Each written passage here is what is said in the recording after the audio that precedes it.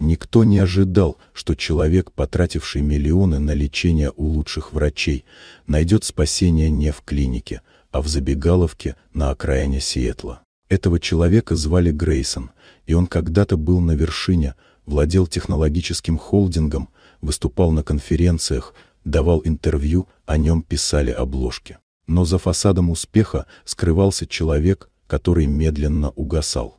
Сначала была усталость, потом бессонница, странные боли, забывчивость.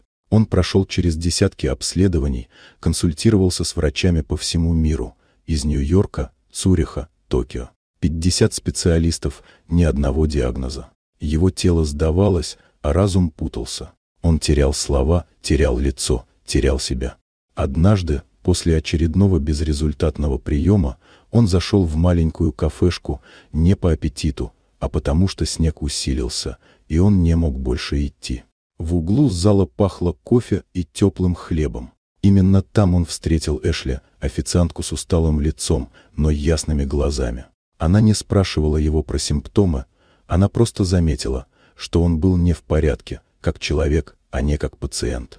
Она слушала каждый раз, когда он приходил. И однажды, почти между подачей заказов, она вспомнила своего младшего брата. Его тоже долго лечили от непонятного, пока не нашли отравление тяжелыми металлами. Она просто посоветовала ему сделать такой тест, и он, впервые за годы, последовал совету.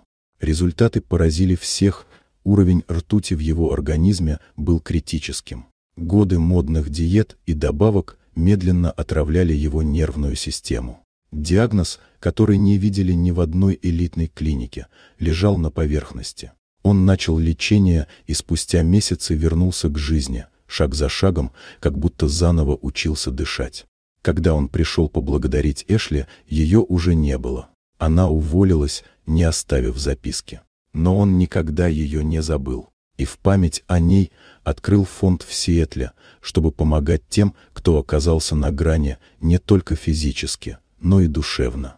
Теперь Грейсон рассказывает свою историю на благотворительных форумах и медицинских конференциях. Он говорит не о болезнях, а о внимании.